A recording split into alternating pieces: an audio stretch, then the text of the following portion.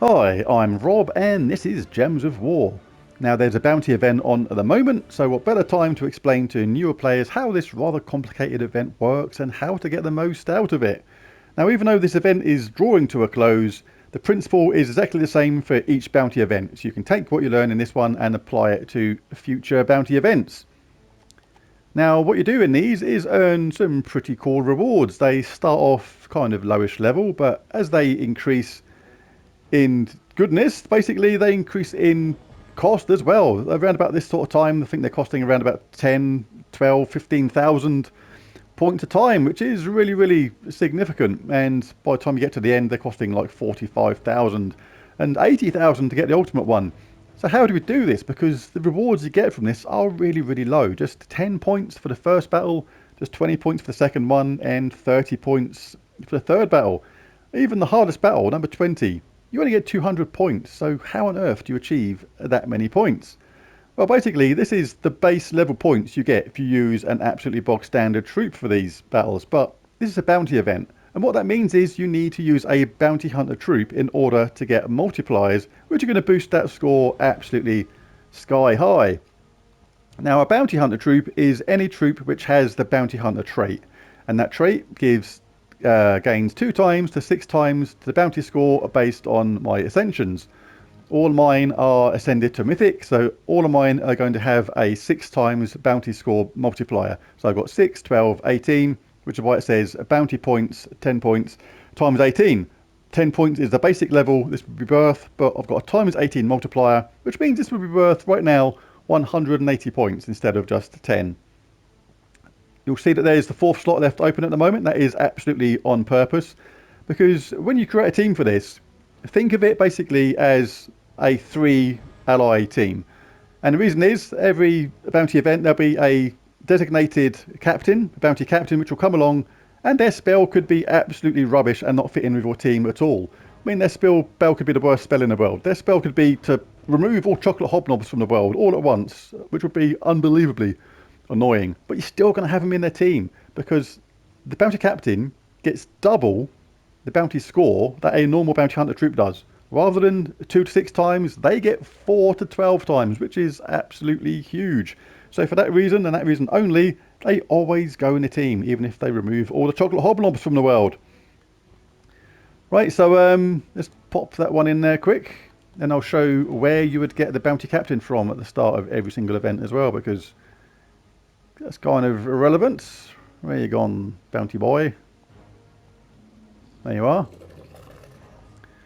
Right, now what we see as well now is our bounty points has gone to times 26. And that's because the Shadow Beast is getting extra because he's the bounty captain. Now the thing is, if you had 4 troops, even at mythic level, who were normal bounty hunters, i.e. not the bounty captain, that'll give you 4 times 6 multiplier, which is obviously 24. But even though my Shadow Beast is only epic level, we've still got a higher multiplier than having 4 times normal bounty hunter troops there, so that is irrelevant as well. So basically, what you're going to do is every bounty, pop to the shop and make sure you grab the bounty captain. Normally tier 1 will just give you the potion of enchantment plus a few other bits, and this time round tier 2 gives us our first Shadow Beast guaranteed. The guaranteed bounty captain doubles his bounty point bonuses in this event as it says. And if you collect other tiers, then basically you'll get more Shadow Beasts, which means you can ascend them further and increase your multiplier even more.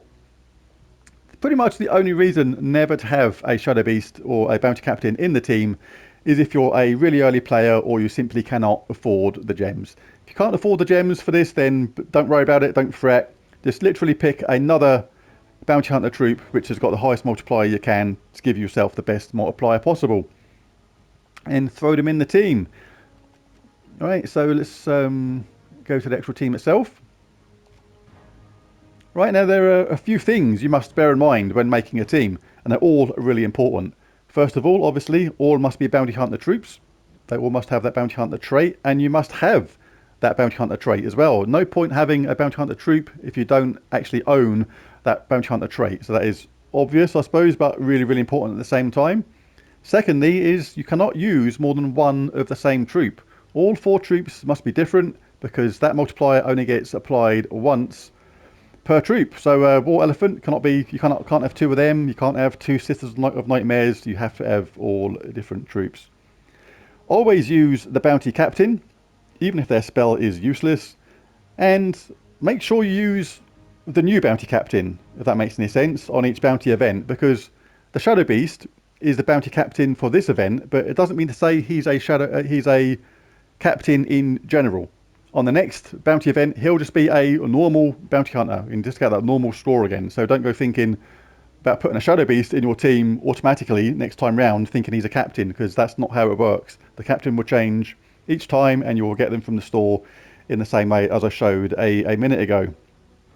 Alright, so now we've done that. One more important thing to bear in mind is there is no hero in this team, so we don't earn any hero XP. But that doesn't mean to say that the class isn't actually important, because it is important. It's really important, in fact. And the reason is, in every single class, you earn a class weapon. Like Elemental Reach is the one you get from Elementalist. You get, once you achieve 250 wins in that class, you get given that weapon completely for free. Now, you get these class wins whether the hero is in the team or not, which is super important.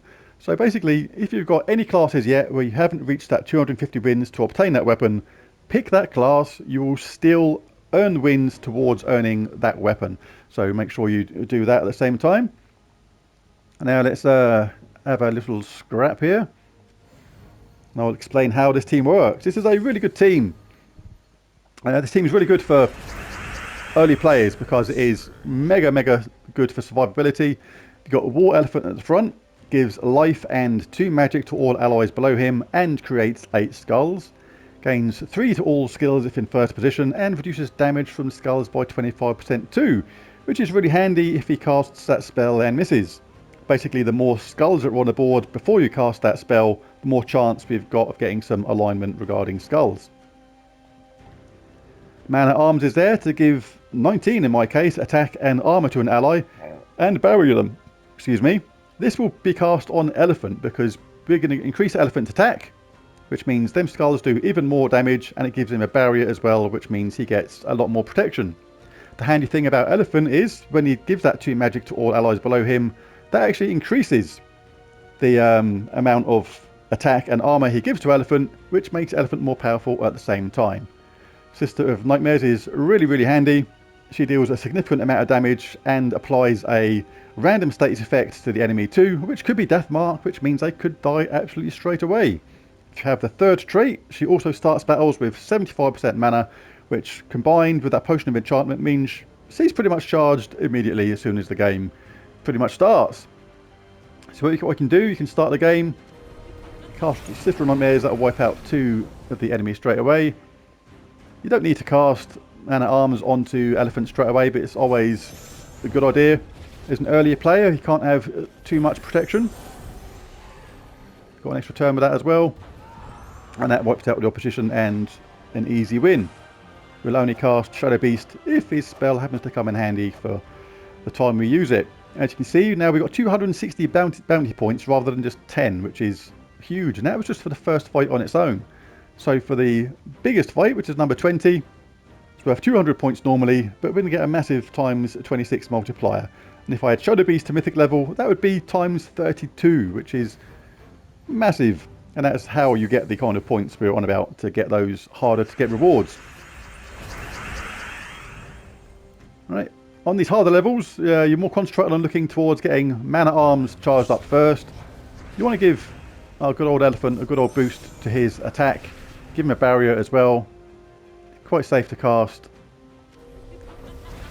Sister of Nightmares there at the moment. Yeah, that 4 match anyway. This is not many skulls for this at the moment, so grab the 4 match first, see if we get an extra one. I would actually take that skull hit normally like that. We've now got Man at Arms charged up again. Now the Elephant is over 100 attack in my case. Obviously that'll be a lower level for you in your game if you're an early player, but everything's relative and the boost to that will be significant to what you're actually normally used to. See, Elephant did miss then, but that barrier really helped us out. Now we're doing all that extra attack. And we're starting to hurt the opposition pretty badly now.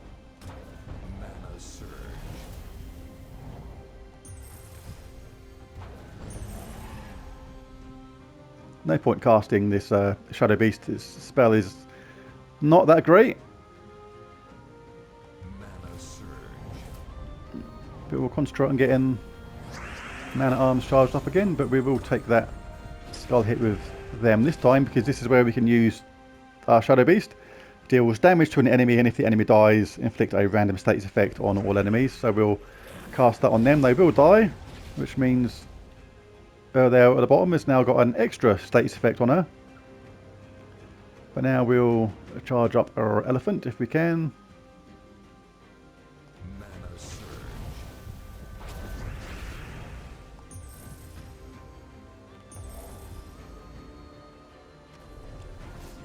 You can never have too much armor and too much attack. Like if there's nothing better to do with your turn than cast Man-at-Arms onto Elephant again, then feel free. We ended up on 120 attack, and Elephant gave all the allies below plenty of life as well, which is why that team is very, very survivable. There are plenty of other decent teams you can make with the Bounty Hunter trait as well, but that one is particularly good for surviving for newer players, and as you can see, we earn 5,200 points for that, which is how you gain those massive points required for the better rewards. Well, there's a video. If you found it useful or handy, then be sure to hit that like and subscribe button, because it really does help. But most of all, thanks for watching, and see you again next time. Bye for now.